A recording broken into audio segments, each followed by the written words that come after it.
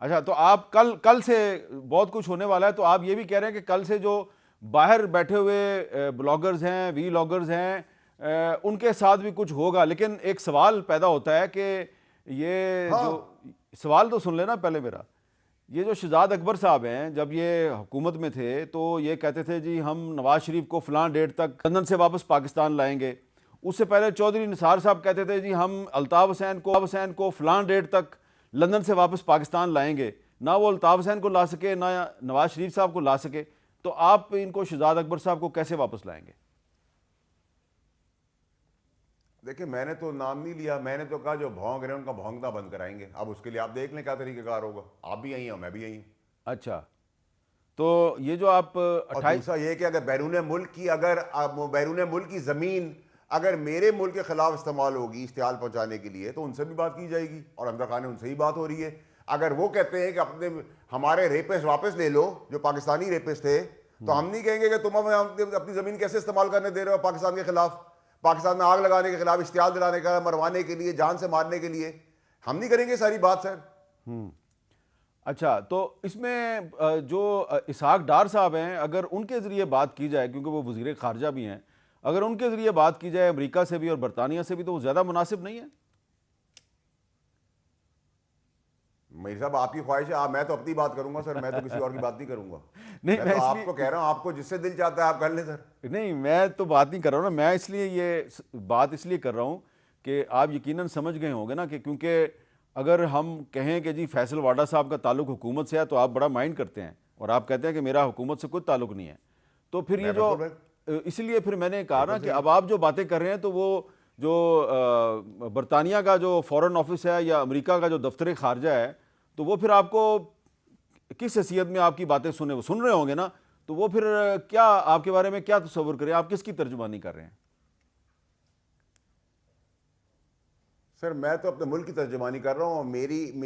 मुझे रिप्रेजेंट आप कर रहे हैं सर। मेरे से ठीक, ज़्यादा अच्छी रसाई आपकी है। ठीक, आपका प्लेटफॉर्म है जिसको तो अल्लाह ने आपको वो इज्जत दी हुई है। ठीक है।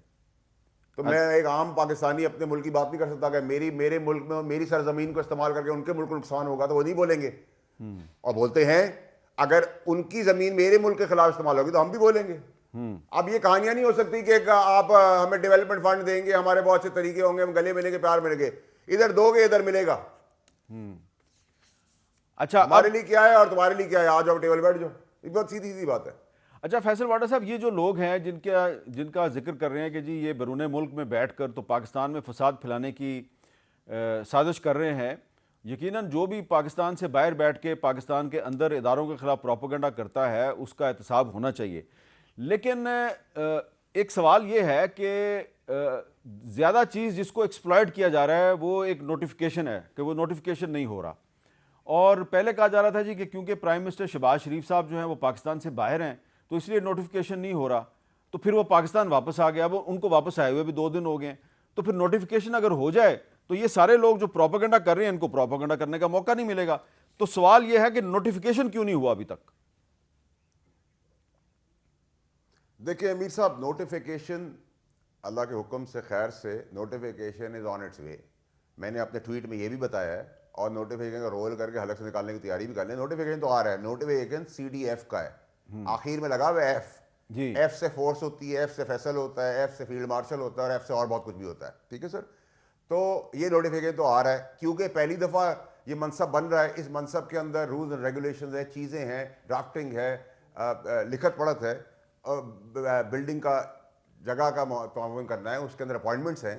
तो आज नहीं, कल नहीं, परसों आ जाएगी, अगले हफ्ते से पहले आ जाएगी। तो बड़ी क्लैरिटी उसके अंदर सर। तो इसमें तो कोई प्रॉब्लम है ही नहीं। ये तो एक रूटीन का मैटर है। ना आर्मी चीफ की अपॉइंटमेंट है, ना उसकी कमांड की अपॉइंटमेंट, ना प्राइम मिनिस्टर की है, ना प्रेसिडेंट की है, ना मेरी है, ना आपकी है। ये तो नॉर्मल रूटीन की चीज़ है। अगर इसको भी ढोल बना लिया है तो आप तो सर ढोल और बाजा दबादब करके बजाएंगे सर, और आप देखेंगे आगे। करें सर, अब करें ना सर, अब इतने तप्पड़ वाले हैं तो करें। अच्छा, तो कल जो CM साहब खैबर पख्तूनख्वा के इस्लामाबाद आ रहे हैं और फिर वो डयाला भी जाएंगे, उनका ख्याल है कि जी मेरी मुलाकात हो जाएगी। तो कल उनकी मुलाकात हो जाएगी? नहीं, नहीं नहीं होगी? होगी। अच्छा, अब देखें ना, मैं नहीं सहाफ़ी होगी। हूँ, आप बुरा नहीं मनाइएगा, मैं सहाफ़ी हूँ ना, मुझे तो सवाल करना है। तो आप इस वक्त कराची बैठे हुए हैं और आप कह रहे हैं कि रावलपिंडी की अडयाला जेल में अगर सुहेल आफरीदी साहब इमरान खान से मिलने जाएंगे तो उनकी मुलाकात नहीं होगी। तो ये तो नो जो है, जो आपने बड़े एतमाद से नो कर दिया है, तो ये नो जो है ये तो पंजाब हुकूमत के किसी नुमाइंदे को करनी चाहिए ना। आप कैसे कर रहे हैं? आपको पता चल गया? अभी से खबर मिल गई है आपको?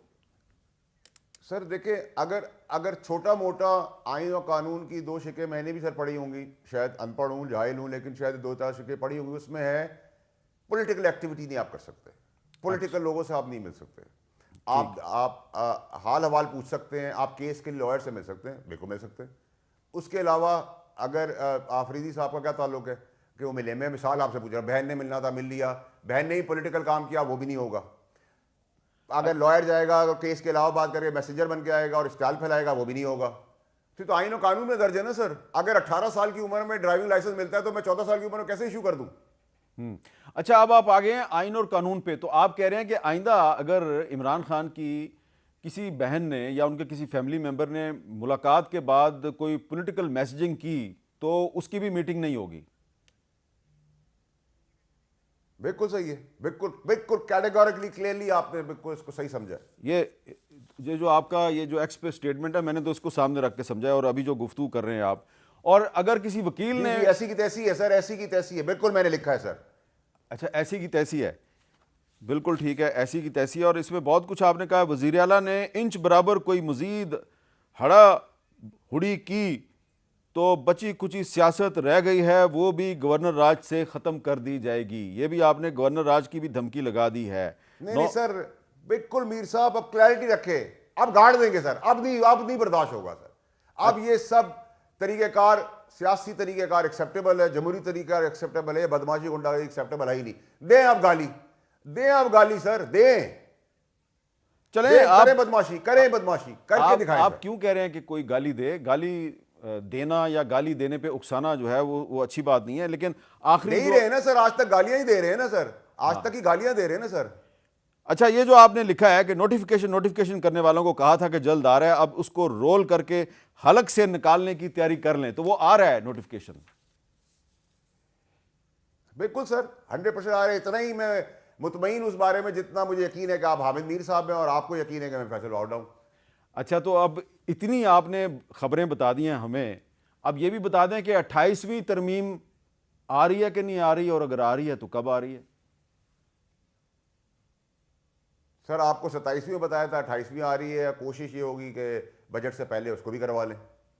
अच्छा, बजट और से पहले? अब आप कहेंगे कि उसमें कैसे होगा, फलाना होगा, तो ये दिखाएंगे और ये ले लेंगे, ये दिखाएंगे और ये ले लेंगे, और हम एक्टिंग करेंगे। फिर वो भी दे दिया मैंने आपको जवाब। अच्छा, यानी कि 28वीं तरमीम में आप वो तमाम ऑब्जेक्टिव्स अचीव कर लेंगे जो 27वीं तरमीम में किसी वजह से अचीव नहीं किए गए? नहीं, 28वीं में कुछ होंगे, फिर 29वीं में कुछ होंगे। अच्छा, 28वीं के बाद 29वीं भी है? अच्छा, तो जी, मैंने कहा सर ये दिखाएंगे, ये लेंगे, तो ये जब वापस दिखाएंगे तो ये लेंगे, तो 29वीं आ जाएगी ना सर।